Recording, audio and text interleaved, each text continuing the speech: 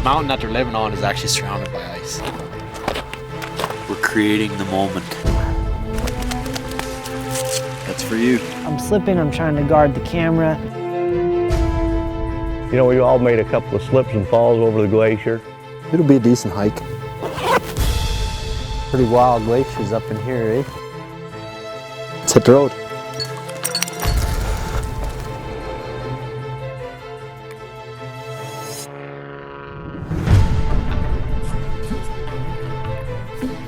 Rice and chicken. Good stuff.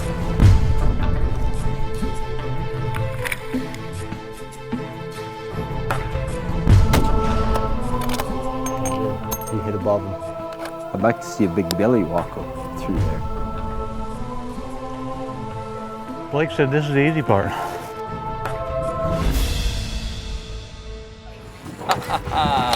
Whoa, look out! Oh, down, down! Oh, really, don't let him go! Come on, don't let him go, boy.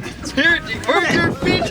Put that thing in my belly. Put your thing in your belly, watch out. And the next thing I know, I slipped off that seat. I got this 100-pound tarpon on, and I'm landing at the bottom of the boat, upside down on my back. I heard this big crash, and I looked down there, and it was him. Put that thing in my belly. Put your thing in your belly, watch out.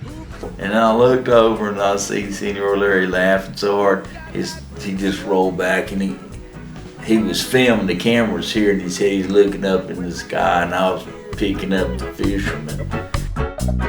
1, 2, 3. Here you go, ready? You sure do. Get my hat about fall. This thing's fixing to get started.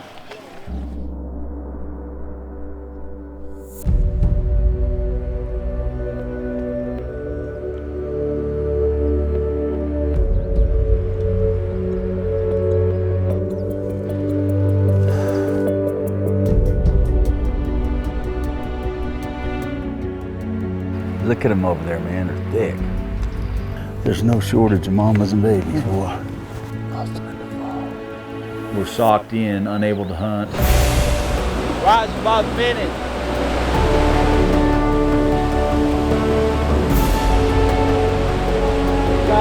It's got to stop. Right here is what it's got. There's new water.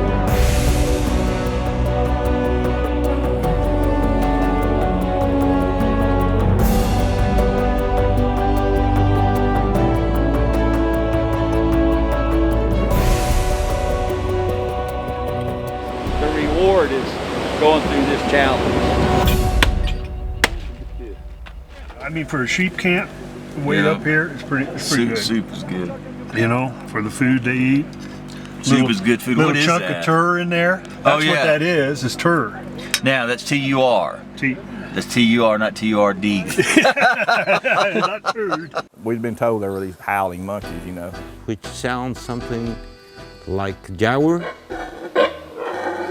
Somewhere between a growl and a roar.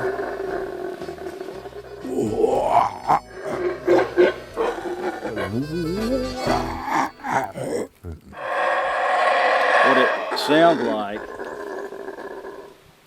it's loud as a Harley Davidson.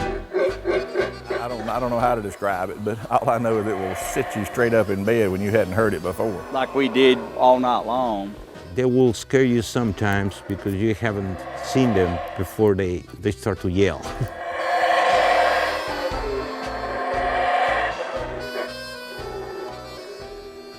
A little colony of them kind of came into these trees back here over the edge of camp.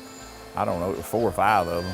It's the only place where you will be able to see them behave in total freedom. They're at home in the tree, that's for sure. Those animals are protected, and they have improved, so you will see a lot of them. Right in the middle of nowhere.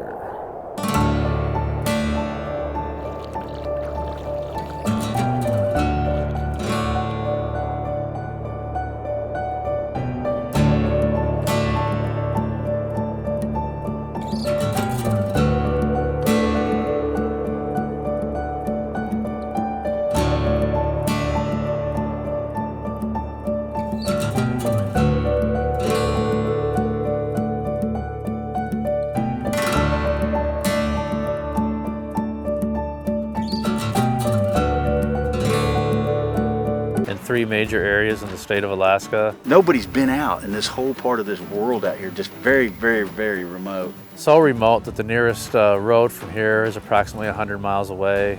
And so when you get into waters like this, and into hunting like this, you get some of the best there is to be had. There's no trails, there's no roads, nobody comes here. There's no reason to be here. This is a true wilderness experience. The area is known for its high population of grizzlies, and that population has built up over the last 20 to 30 years in a dramatic sense. Great big grizzly. Don't talk. He's on the bait, he's on the bait. Look at the grizzly.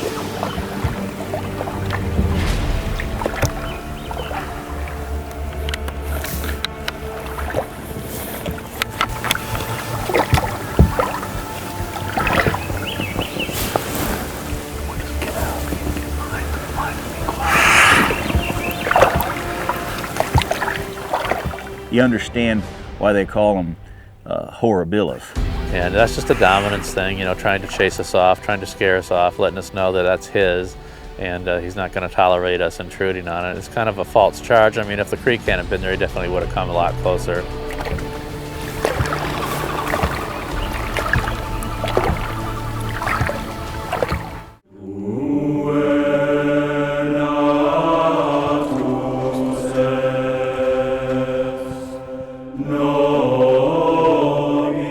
We've been blessed with the good Lord. We've had a lot of good ranges the last 3 years. That's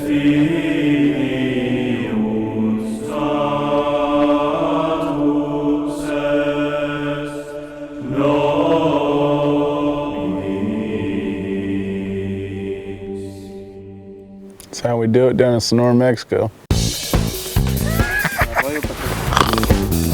Arriba. 8 de la mañana.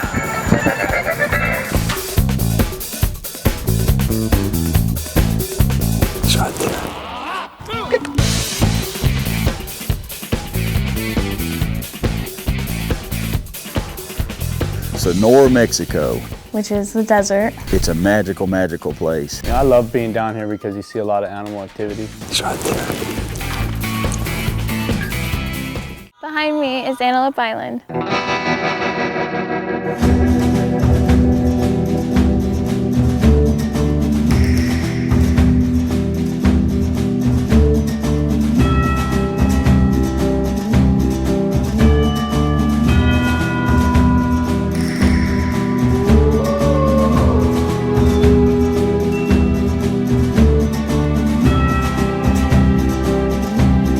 It is not about hunting at all. This is just a place where we work and build the relationships and communicate with the troops. I was blown up August 22nd of 2003 by an IED.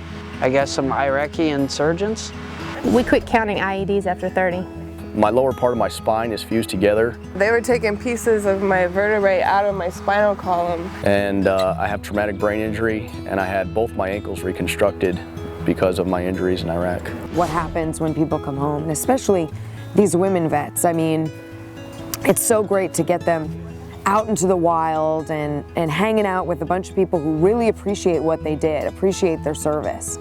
It just helps them kind of get back to civilian life a little bit and get away from so much of the heavy-duty stuff that they've had to put up with over their tours. You want to go throw knives, you want to go shoot a bow, you just want to sit by the fire. It's nothing like sitting around the campfire, look over and Aaron Tippin's sitting there, you're like, hey, what's up, dude? A lot of fun to hang out. You're at bear camp, you know, you're around all your buddies now, so. Relax a little and have some fun and get outside. It's really cool camaraderie. And it's kind of like a welcome home for them, and I think they appreciate it.